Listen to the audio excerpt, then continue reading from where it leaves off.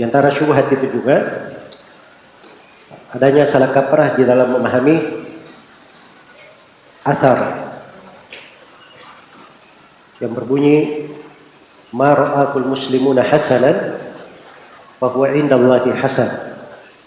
Apa yang dipandang oleh kaum muslimin sebagai hal yang baik, maka itu adalah hal yang baik di sisi Allah. Jadi ini asar datang dalam riwayat marfu, datang pula dalam riwayat mauquf.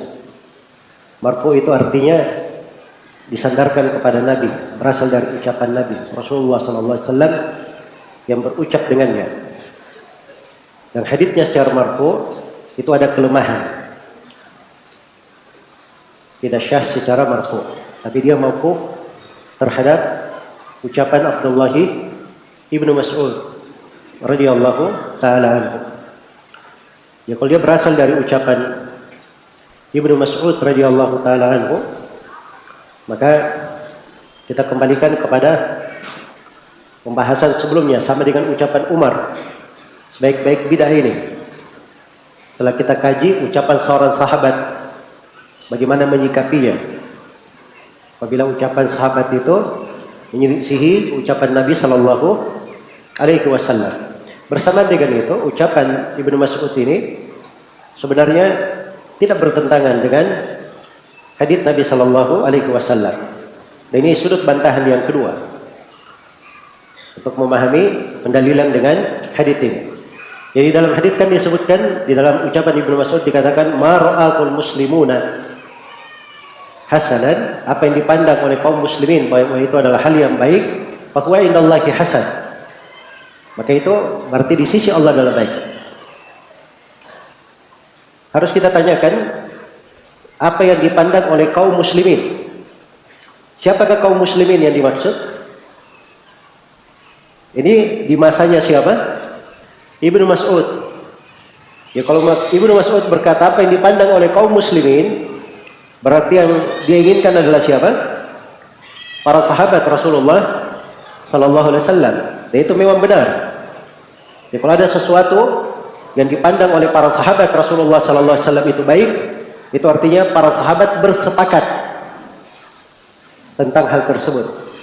Dan ucapan sahabat hujjah di dalam hal itu berdasarkan firman Allah Subhanahu wa taala di surah An-Nisa, "Wa may yushaqiqir rasula min ba'di ma tabayyana lahul huda wa yattabi' ghayra sabilil mu'minin nuwallihi ma tawalla wa nuslihi jahannam wa sa'at masira."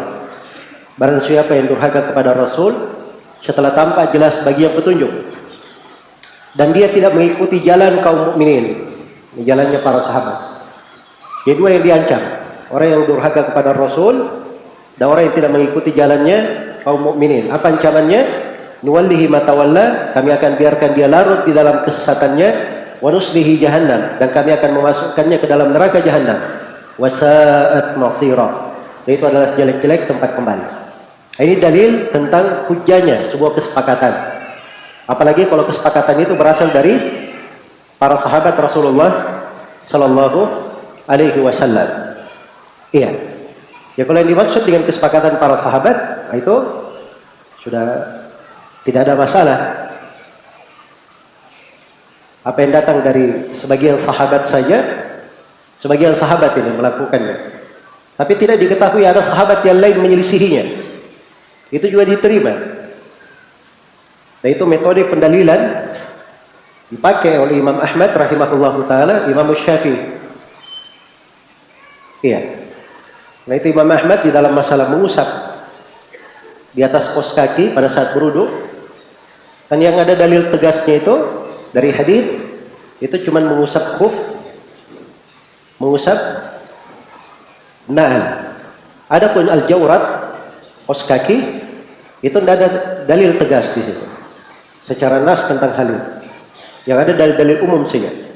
Nah, Imam Ahmad berkata di dalam hal ini ada pendapat 8 orang sahabat. Beliau berdalilkan dengan 8 orang sahabat yang memfatwakan dan tidak ada yang menyelisihi mereka. Baik, jadi itu bentuk pendalilan, diterima. Jadi kalau seperti itu, berarti ini bukan masalah bidah. Bidah itu tidak ada sudut pendalilannya. Jadi ada sudut apa? Pendalilannya. Baik. Iya. Kemudian kalau dikatakan juga mar'akul muslimun, apa yang dipandang oleh kaum muslimin. Muslimin anggaplah muslim semuanya yang lain selain sahabat. Maka itu di pembahasan ijma' juga kesepakatan. Ijma' ulama. Selain sahabat kalau mereka ijma' itu juga diterima.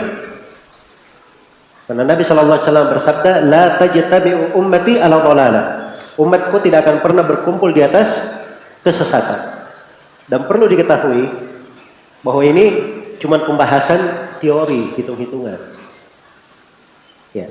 Dan tidak pernah ada sebuah kasus umat ini bersepakat di atas sesuatu yang tidak ada dalilnya.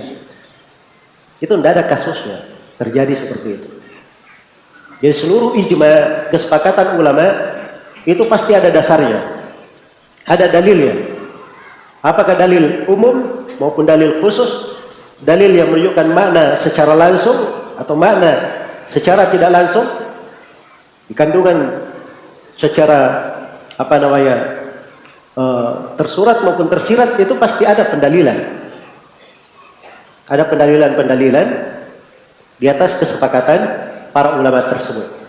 Baik. Iya. Kemudian di sudut yang lainnya juga, heran juga ya. Ada yang berdalilkan dengan ucapan Ibnu Mas'ud ini. Ini kan Ibnu Mas'ud ya.